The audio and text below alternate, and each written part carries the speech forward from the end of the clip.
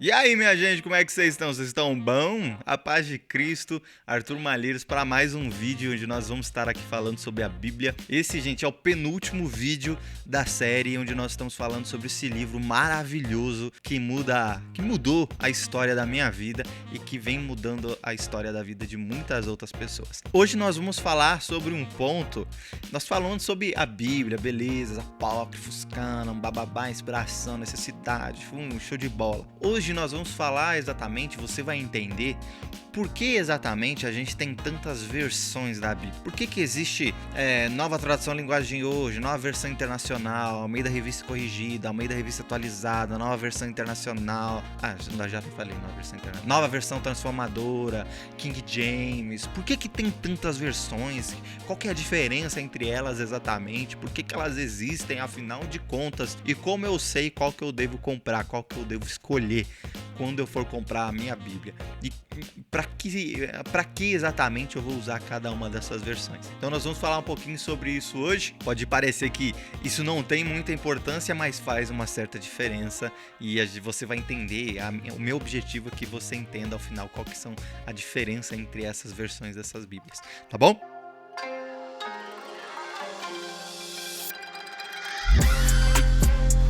Bom, a primeira coisa que você tem que saber é que a primeira Bíblia que foi impressa foi a Bíblia de Gutenberg. Ela foi impressa em latim. E desde então, desde a invenção da imprensa, né, essa discussão ela vem ganhando um pouco mais de espaço perante a comunidade aí teológica e de historiadores. Por exemplo, qual que é a melhor versão? É NVI?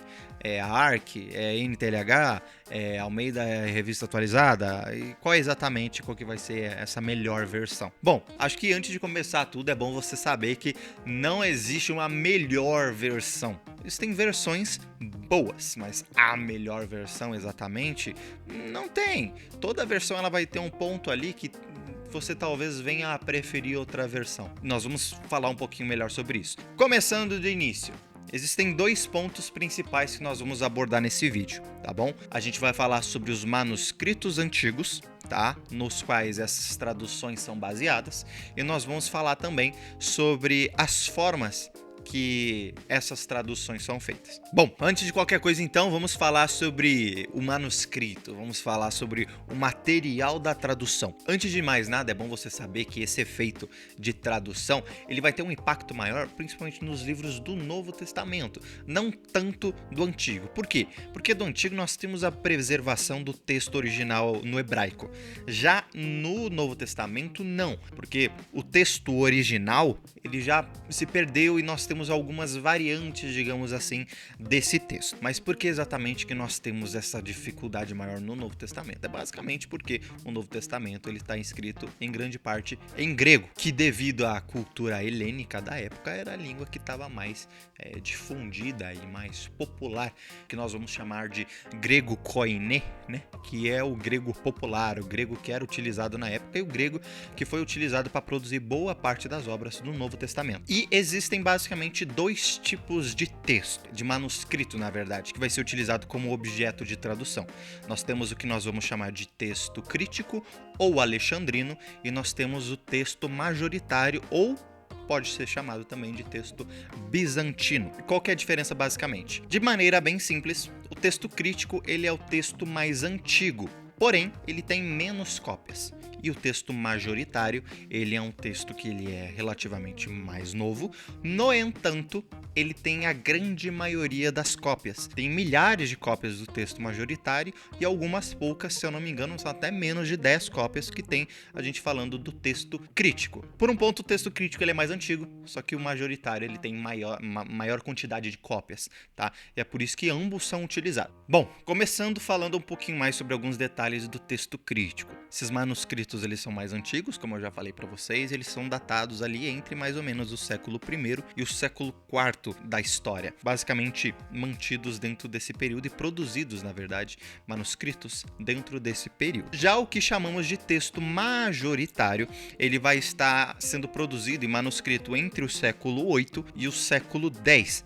Porém, ponto positivo é que ele detém a grande maioria das cópias. É por isso que ele vai ser chamado de texto majoritário. No entanto, ele é mais novo e o texto crítico ele vai ser mais antigo, como eu já deixei isso bem claro. Mas como exatamente nós vamos definir qual texto ele está mais próximo do original e qual texto não está tão próximo do original? Pastor Augusto Nicodemos, eu citei ele no último vídeo, vou citar ele nesse vídeo também. Ele vai citar um questionamento que ele é bastante válido com relação principalmente ao texto crítico. Porque o texto crítico ele pode ser mais antigo porque ele foi preservado por ele ser um texto muito bom e de boa qualidade, tá bom?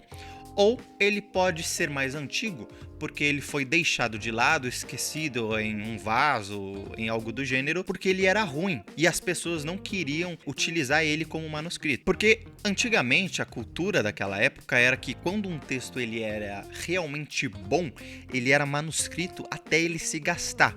Então esse texto crítico, ele, por ser mais antigo, pode ser que ele tenha sido apenas esquecido ou preservado por ser bom, ou esquecido por ser ruim. Então, a gente nunca vai saber realmente ao certo do porquê, mas esse é um questionamento que normalmente é feito quanto ao texto crítico, porque o texto majoritário ele pode ter sido baseado nesses textos mais novos, só que esses textos foram se desgastando, digamos assim, porque eles eram realmente muito bons.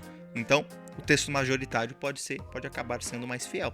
No entanto, a gente nunca sabe exatamente qual que seria essa resposta correta. E a verdade, você pode perguntar para mim, Arthur, qual que é o melhor? Eu compro uma Bíblia que ela é baseada no texto crítico ou no texto majoritário? Gente, é complicado falar para vocês exatamente qual que é o melhor, porque a gente não tem o texto original em mãos, a gente não sabe exatamente como que era escrito. Então, se a gente tivesse o texto original, a gente ia se basear nele, não é mesmo? E as alterações, em comparação, o texto crítico e o texto manuscrito não são alterações muito significativas também. Várias traduções bastante famosas vão usar, por exemplo, o texto crítico com base, como, por exemplo, a Almeida Revista Atualizada, a Nova Versão Internacional, a Nova Tradução na Linguagem de Hoje e a Bíblia Shed. Elas vão utilizar esse tipo de manuscrito, tá bom? Já do texto majoritário, a gente está falando da maioria das Almeidas, como por exemplo a Almeida Revista Corrigida, Almeida Corrigida Fiel. Nós vamos falar também da King James e por exemplo, da Sociedade Trinitariana. Eles vão utilizar os textos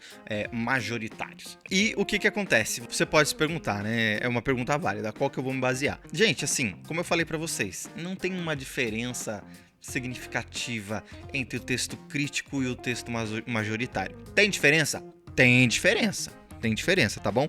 As grandes diferenças eles vão estar basicamente no final de Marcos 16, tá bom? Que é o ide, pregar o evangelho a toda criatura. Só que essa passagem você vai ter também em Atos. A passagem sobre a mulher adúltera em João 8 e a passagem de 1 João 5. Todas essas diferenças que você vai ter, essas diferenças maiores, por exemplo, você tem a atestação doutrinária desses pontos abordados em outros versículos. Então você não perde doutrina, tá bom? Porque você vai ter essa doutrina em outras partes da Bíblia. Então, sinceramente, eu acho, por exemplo, que o método de tradução ele é muito mais importante você saber qual você vai escolher do que necessariamente o manuscrito que você vai utilizar. Mas já que eu deixei claro os pontos desses manuscritos, vamos falar um pouquinho agora sobre o que eu acho mais importante, que é o método de tradução. Basicamente, existem dois tipos, tá bom? A gente tem o método de tradução equivalência formal e nós temos o método de tradução de equivalência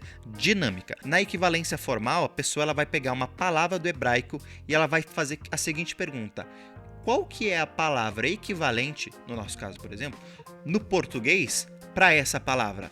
Então ele vai fazer esse bate aí, qual que é a palavra equivalente? Essa daqui, então vai botar aqui, por exemplo. Então ele vai pegar e ele vai fazendo essa tradução conforme o equivalente da palavra na nossa própria língua ou na própria língua que está sendo traduzida, né? O texto original. Já na equivalência dinâmica, você vai ter um oposto da equivalência formal.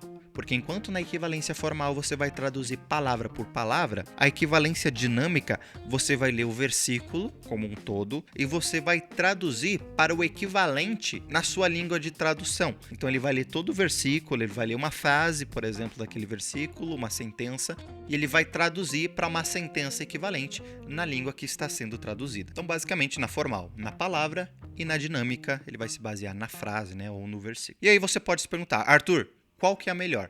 Gente, assim como a gente está falando de texto majoritário e crítico, na tradução a gente também vai falar assim, depende, tá bom? Depende. Porque dizer, por exemplo, que algo é mais fiel ou não é ligeiramente complicado. Por exemplo, um termo que é muito utilizado nas traduções de equivalência formal é, por exemplo, entranhável. Filipenses, capítulo 2, versículo 1, na Almeida Revista e Corrigida, tá? Porque ela é equivalência formal. Ele vai falar o termo entranháveis afetos. Por quê?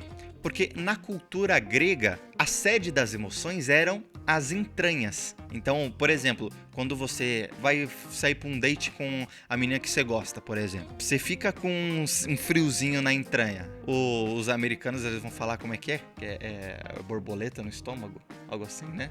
Ficar com borboleta no estômago. Os gregos iam falar que você tá com as entranhas agitadas ali, digamos assim, tá? Então por isso que eles falam entranháveis afetos. E esse seria, na verdade, um ponto negativo da formal, porque no nosso contexto atual, não faz sentido você falar entranhável afeto. Por exemplo, faria muito mais sentido você falar que é alguma coisa de coração, tá bom? Por exemplo, o mesmo texto numa equivalência dinâmica. Uma Bíblia, uma versão que eu gosto e que eu tenho aqui, Almeida século 21, ele vai falar assim, ó, que diz sentimento profundo. Ele não vai falar entranháveis afetos, ele fala sentimento profundo. Ou seja, por nosso contexto cultural, faz muito mais sentido a gente falar sentimento profundo do que entranháveis afetos. Então, esse é um ponto que até o pastor Augusto Nicodemos ele fala que esse tipo de termo ele acaba não deixando tão fiel. Por quê? Porque para nós não vai fazer nenhum sentido. Então você falar naquela época entranháveis afetos, beleza, tá certinho, porque é um termo utilizado, era um termo cultural daquela época. Mas pro nosso contexto, pro nosso momento, a gente fala sentimento profundo ou alguma coisa de coração. Entendeu? Algumas versões que vão utilizar dessa equivalência formal, por exemplo, tem a Almeida Revista Corrigida, a Almeida Corrigida Fiel, tá bom? E a Almeida Recebida, né? Que vão utilizar essa equivalência formal. Já na dinâmica, um ponto negativo desse tipo de tradução é que ela abre espaço, por exemplo, para paráfrases, tá bom? Que é basicamente você tentar dizer uma mesma coisa, só que com outras palavras, tá? Isso é complicado porque algumas palavras, elas precisam muito ser usadas no contexto bíblico e os seus significados estão entranhados nela, né? Entranháveis, estão intrínsecos nessas palavras, né? Por exemplo, a gente está falando de justificação. A nova tradução na linguagem hoje, que eu diria que seria o extremo da equivalência dinâmica e viraria até uma paráfrase, ele vai traduzir como aceitação. Só que você justificar é diferente de você aceitar. Então você utilizar o termo justificação é muito mais correto. É muito mais correto, não. Na verdade, é o correto, não aceitação. Isso faz com que a Bíblia ela deixe de ser fiel ao original e à palavra que ela deveria estar expressando. E quando isso acontece é que nós vamos chamar de paráfrase, né? Eu acho que a gente pode fazer um comparativo político aí nesse caso. Por exemplo, dentro do nosso contexto brasileiro, nós temos que nós vamos chamar extrema direita e extrema esquerda, por exemplo, né? Então, aqui nós temos os extremos. O extremo da tradução, a gente vai falar que é uma equivalência formal, e o outro extremo aqui, desse outro lado, a gente vai falar da paráfrase. Então nós temos esses dois extremos aqui e existem algumas bíblias que se encontram no meio, que são bíblias que vão utilizar tanto de equivalência formal quanto de equivalência dinâmica. Essas versões, talvez elas farão um sentido maior para nós quando nós estivermos lendo e não fugirão do que o texto original está querendo dizer. Traduções que vão utilizar a equivalência dinâmica,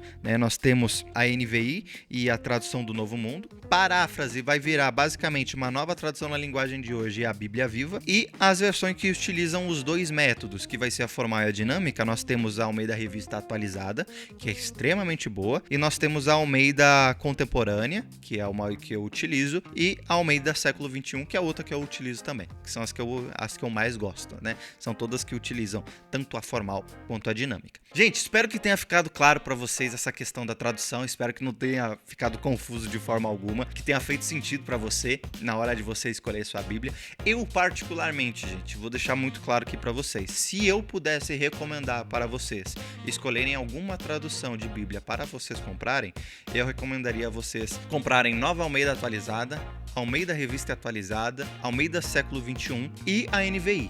tá bom? Eu acho que essas 4 são as mais bacanas. A Almeida, edição contemporânea, também é muito bacana, só que ainda existem alguns termos que talvez fiquem um pouco complexos de você entender, tá bom? Mas essas 5 eu acho que são as melhores para você comprar e são as que eu vou recomendar para você. Bom, com relação à tradução e ao manuscrito que foi utilizado como base, é basicamente isso. Espero que tenha ficado claro para você e que você tenha entendido. Novamente, eu vou reforçar: se inscreve no canal, me siga nas redes sociais para acompanhar esse conteúdo, ativa o sininho para quando sair algum vídeo aí você conseguir assistir, tá bom? E outro ponto, se você assistiu os vídeos dessa série ou assistiu só esse, por favor assista os outros, mas se você tem alguma dúvida, deixe no comentário ou entre lá, me chame no Insta, me manda uma mensagem no Insta com a sua dúvida que eu vou responder no último vídeo dessa série. Nós temos mais um vídeo que nós vamos falar sobre o período intertestamentário, ou seja, aquela página branca ali entre o Antigo e o Novo Testamento, e o último vídeo, efetivamente, nós vamos responder essas perguntas com relação à Bíblia. Que Deus te abençoe em graça, paz e entendimento. Até mais!